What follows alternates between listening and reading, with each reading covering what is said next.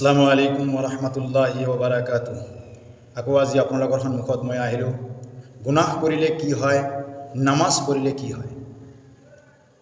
1 number, গুনাহ কৰিলে মন সদায় অশান্ত থাকে। 2 নম্বৰ, ৰিজিক সংকীৰ্ণ হৈ যায়। 3 নম্বৰ, আল্লাহ নাৰাজ হয়। 4 নম্বৰ, অভাৱ দেখা দিয়ে। 5 নম্বৰ, সংসাৰত অশান্তি আহে।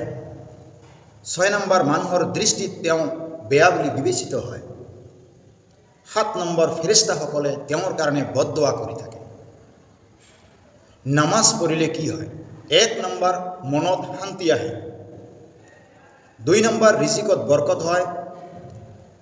3 নম্বৰ, আল্লাহ সন্তুষ্টি হয়। 4 নম্বৰ, অভাৱ দূৰ হয়।